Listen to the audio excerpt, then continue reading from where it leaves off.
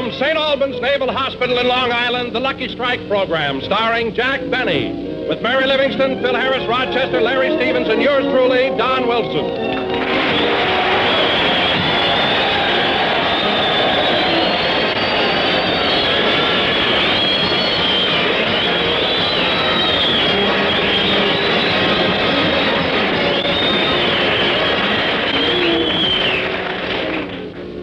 And now, ladies and gentlemen, since we're broadcasting from St. Albans Hospital, which is on Long Island, which is near New York, which is near Brooklyn, I bring you one of them bums, Jack Benny.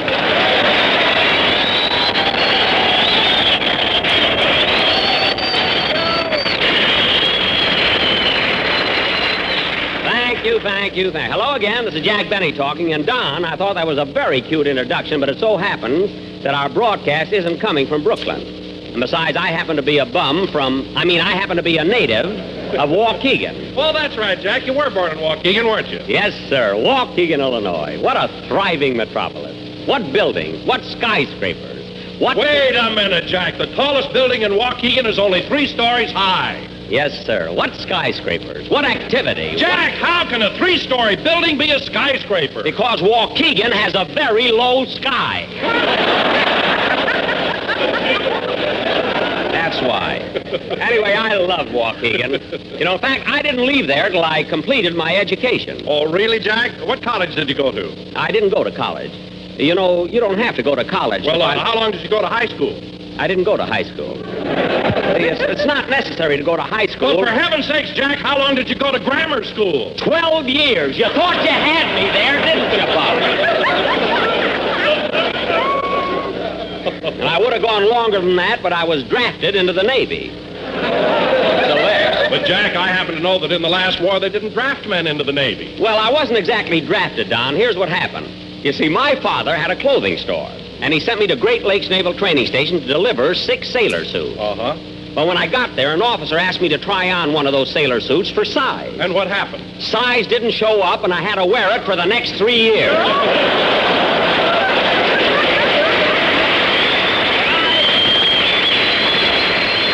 listen, I like being in the Navy. I don't know, it was so...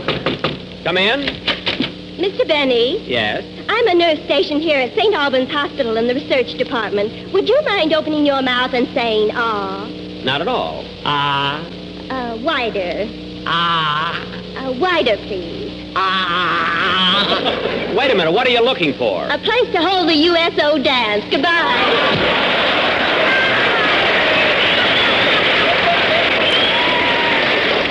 Now, that's the silliest thing I ever... Don, what are you laughing at? Oh, boy, did she make a sucker out of you.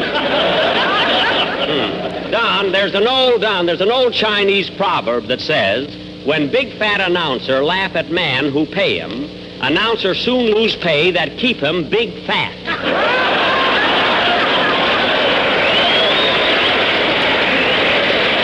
Just because that nurse was pretty, you didn't have to... Hiya, boys. It's anchors away because Harris is here and he's G-O-K. G-O-K? Yes, G-O-K.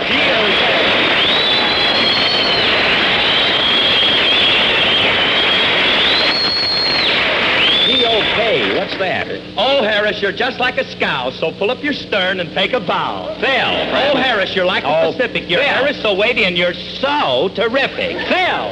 Yahoo! Wait a minute. Oh, hello, Jackson. When did you come in? I've been here all the time. And, Phil, what's that new one you pulled on us? What does that mean, G-O-K? Well, that's the title the doctors gave me around here. But G-O-K, what does it mean? I don't know. I gave a pint of blood this morning, and that's what they wrote on the bottle. Oh, well, that probably means the type. But, Phil, I can't understand them accepting your blood. What are you talking about? I gave 8 pints of blood already, and they want more. Well, don't feel so proud. They're only using it for back rubs.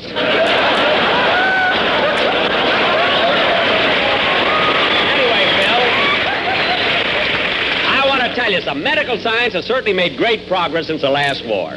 You know, we didn't have plasma when I was in the Navy. You're right, Jack. The scientists and doctors have been wonderful. Them nurses ain't bad either. You're not kidding, Phil. Those nurses do a great job, and they need a lot more of them. Say, Jackson, I meant to ask you, when you were in the Navy, what was your rank? Well, I was a seaman, 4th class. Yes, sir. Seaman, 4th class? What's that? That's an ensign with the air let out of his chest.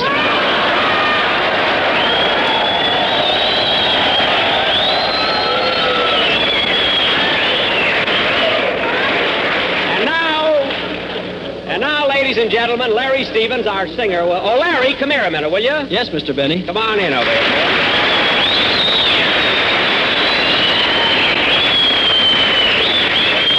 Hey, they like you here, kid. What are you going to sing for the boys? Well, it's called An Irish Lullaby. Oh, yes. My mother used to sing that to me all the time. Go ahead.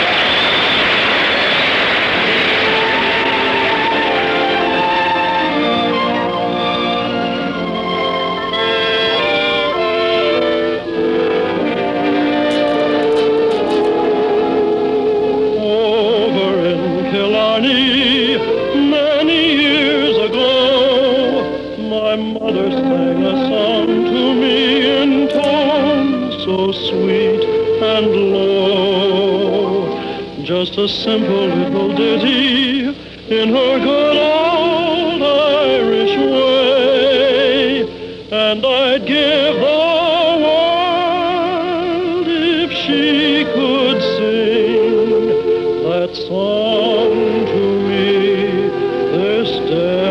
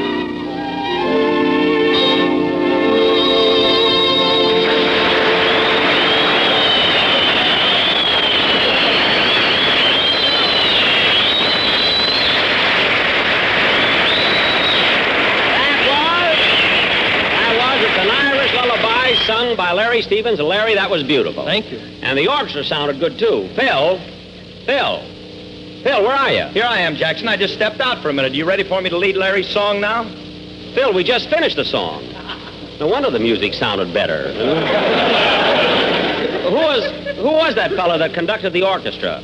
Hey, buddy, who are you? I'm the janitor here. Oh. Well, anyway, now we can get out. Oh, hello, Mary. Hello, Jack. Hiya, fellas.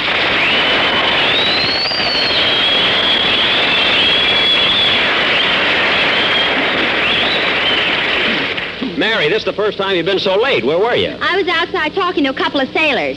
Well, Mary, I hope you didn't overdo it like the last time we played at a naval base. You talked to a sailor, and in 5 minutes, his whole face was marked with lipstick. Jack, sailors don't refer to those marks as lipstick. They call them campaign ribbons. Mary, campaign ribbons are something you get after a battle. Well, I put up a little fight.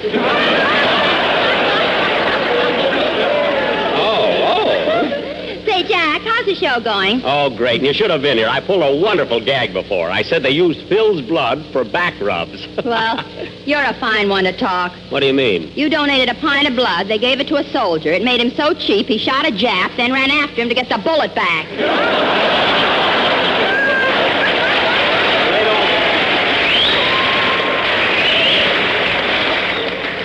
Well, they don't call me Get the Lead Out Benny for nothing.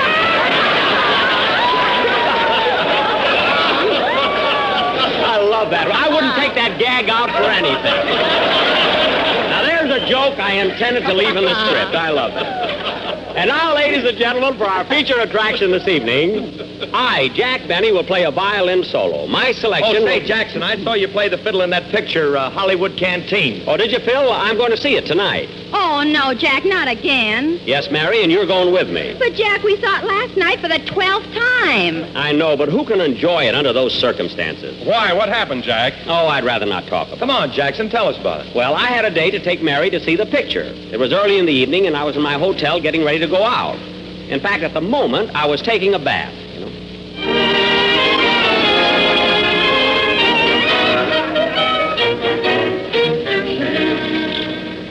Oh, boy, there's nothing like a good hot bath. Showers are all right, but if you want to relax, soak in a tub. Just look at my feet. How'd they get so dirty? I better scrub them. I wonder what it could be. It doesn't seem to... Oh, darn it, I forgot to take my socks off.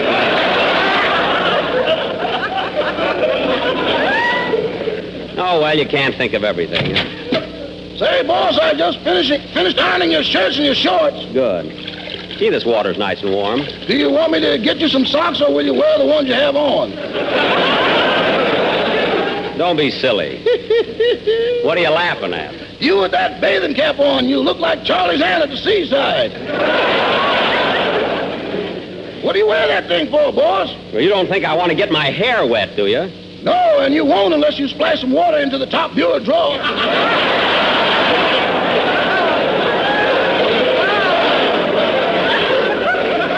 Rochester, stop with that. Now pick up the washcloth and scrub my back. Okay. Ah, that feels good. Keep it up. Say, Rochester, sitting in this water reminds me. Did I ever tell you about the time I was in the Navy and they gave me a medal because I was... Thousands of times, boss, thousands of times.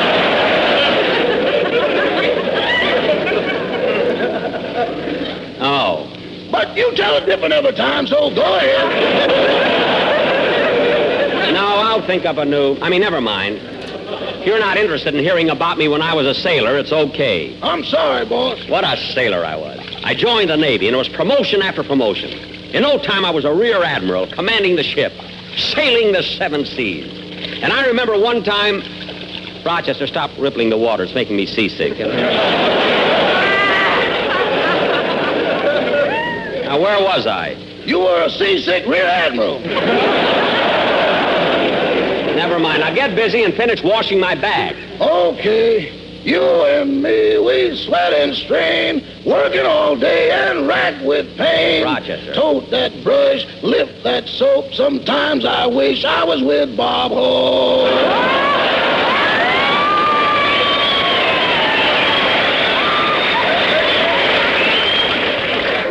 No, every week you want to be with somebody else. Last week you wanted to be with Fibber McGee. Love that man. Oh, you like everybody. Now stand back while I... There's the door. You see who it is and I'll dress in here. Yes, sir. Do you want me to get your girdle, boss? Girdle? Rochester, I've asked you not to call it that. Oh, yes. You want me to get your foundation garment, boss? No, I won't need it. I'm going to wear my baggy tweeds. Now go. Hurry up and see who's at the door. Yes, sir. Oh, hello, Miss Livingston. Come in. Well, thank you, Rochester. Where's Mr. Benny? He'll be out in a minute. He's getting dressed. Oh. Say, Rochester, you're glad we're in New York, aren't you? Yes, ma'am. Whenever I can, I go up to Harlem. You know, Miss Livingston, last week I met a girl up there that's the most beautiful thing you've ever saw. Really? Yes, ma'am. She looks like Lena Horne accentuating the positive.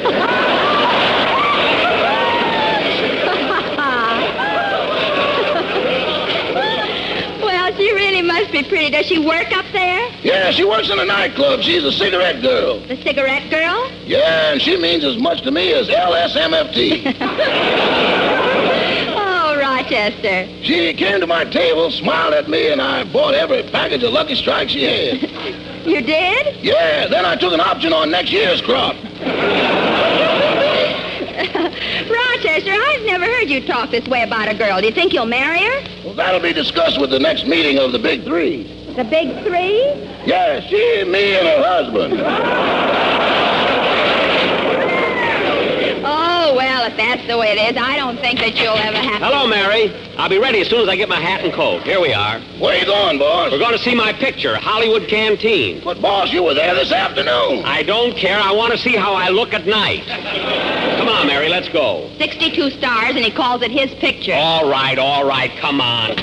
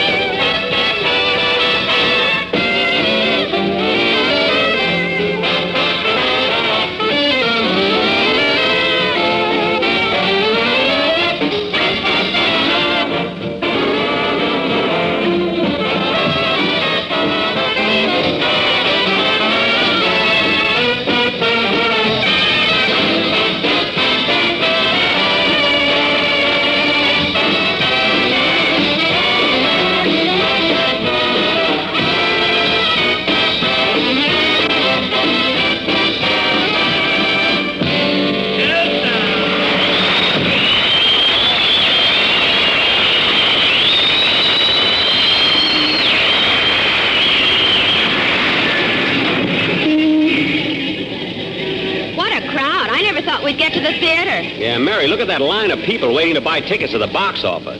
And gosh, they're all sailors. Jack, they're not waiting to buy tickets. That's the overflow of the St. Albans pay line. Oh. Well, here's the theater line. Let's get on the end of it. Okay. Pardon me, mister. Stop your shoving. Stop your shoving.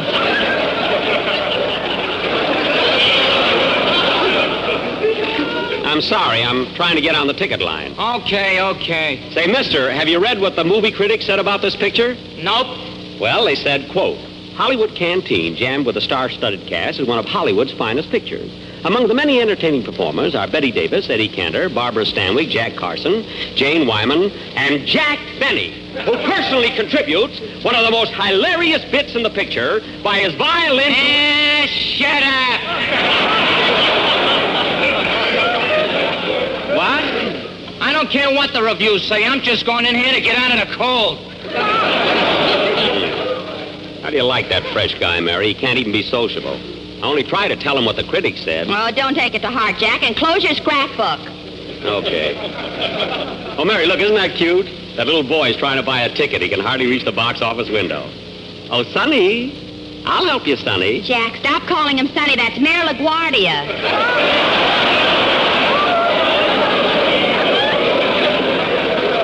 Oh, darn it, I always make that mistake. How many, please? Huh? Oh, yes, miss.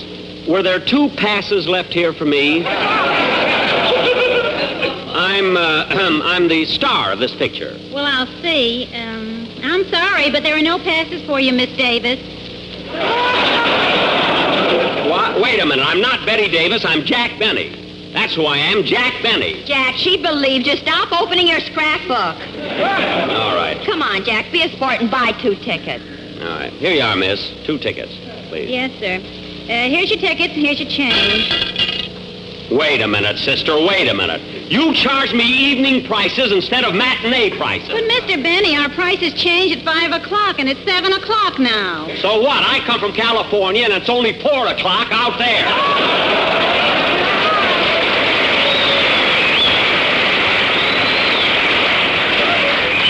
And another thing. Jack, look who's coming down the street. It's Fred Allen in Portland. Gosh, I haven't seen Porty in a long time. Well, I'm not going to stand here and see Fred Allen. Come on, let's go inside. Watch out, Portland. The sidewalks are pretty slippery. Don't worry, Mr. Allen. I've got hold of your arm.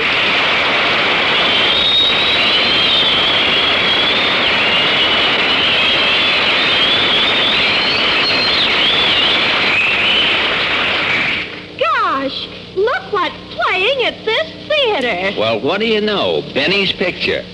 They waited till they put the lights out on Broadway, and then they sneaked it into town.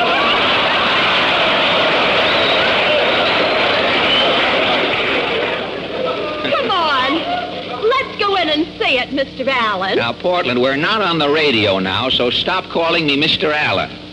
We've been eased out of more hotels that way.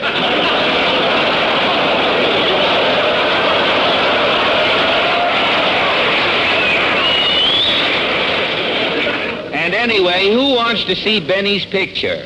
I've seen more entertaining pictures tattooed on a sailor's arm. Oh, Fred, you're off the air now. Why do you keep on hating Jack? It's because he's so jealous. Now, you won't believe this, Portland, but when other entertainers become famous, Benny instantly tries to steal their stuff. Really? Of course. You remember when Fritz Chrysler became... I thought there was no R in there. When Fritz... it's another month, I thought it was... When Fritz Chrysler...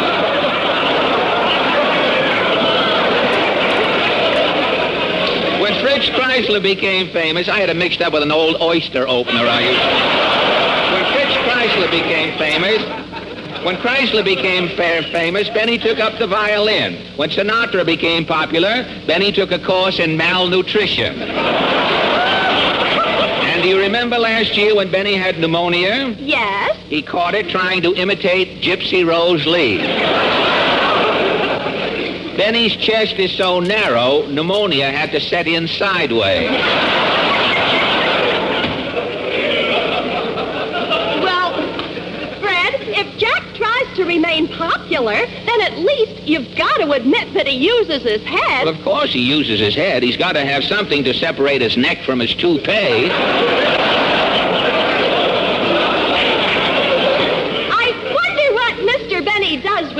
old toupees? Oh, who knows? Maybe he gives them to Gravel Gertie.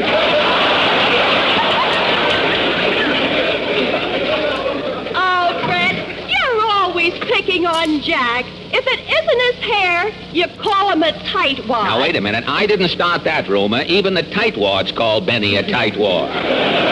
Why, I remember one summer when Jack was out on a dude ranch, he kept his money in a wildcat's mouth. Frank Buck had to go with him if he wanted to spend anything.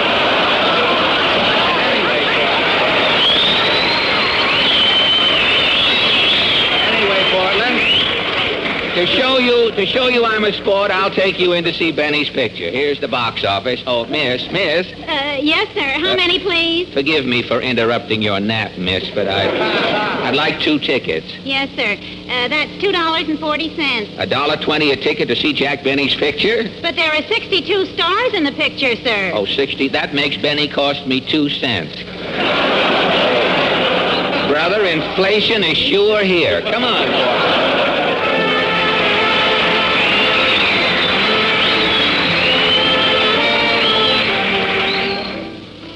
The picture's pretty good so far, Jack. Uh-huh. You come on near the end of the picture, don't you? Uh-huh. Jack, put out that flashlight and stop reading your scrapbook. Okay, but look at the review I got in the St. Joe Gazette. Ah, they love me in St. Joe. Jack, be quiet. The people who just sat down behind us want to see the picture. And stop bobbing around. Mary, if they don't like the... Pardon me, mister. What do you want, Bud? It's kind of hard for me to see the picture. Will you please do me a favor and remove your head?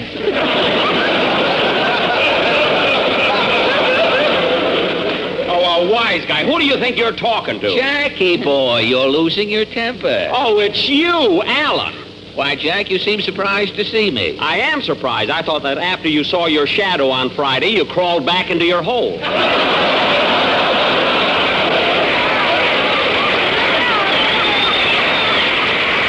You know, Jack, if I didn't have such great respect for old age, I'd punch you right in the nose. Attaboy, hit him, Fred. Listen, Al, if you start anything with me, I'll slug you right back. Attaboy, hit him, Fred. Mary, you're on my side. Oh, Jack.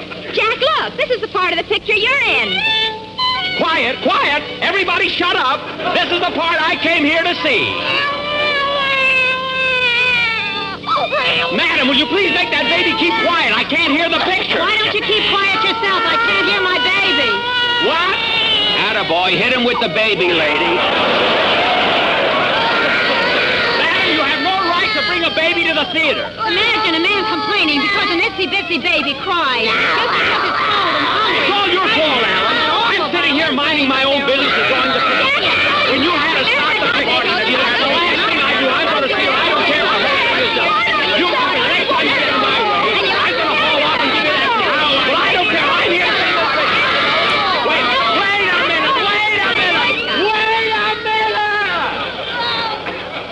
I came here to see my picture. How do you like that? The lights are on and the picture is over. Come on, Mary, let's go. Oh, let's stay and see the newsreel. I'm not in the newsreel. Now, let's get out of here.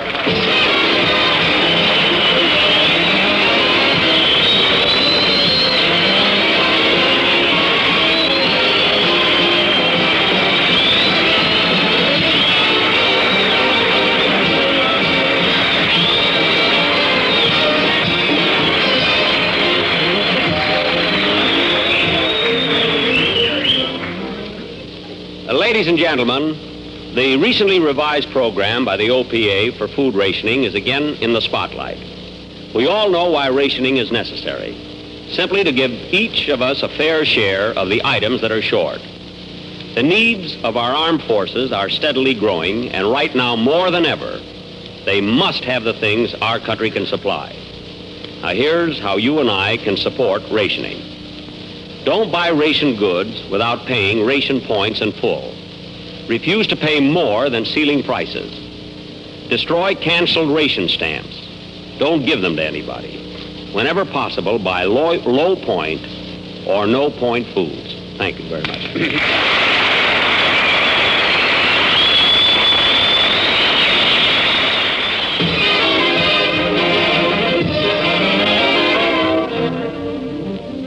Thanks very much, fellows, for inviting us here to the St. Albans Naval Hospital. We enjoyed doing our program for you.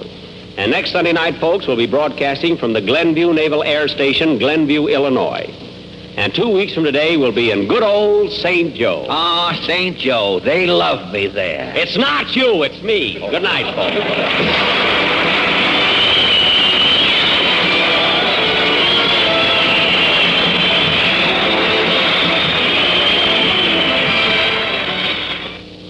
This is the National Broadcasting Company.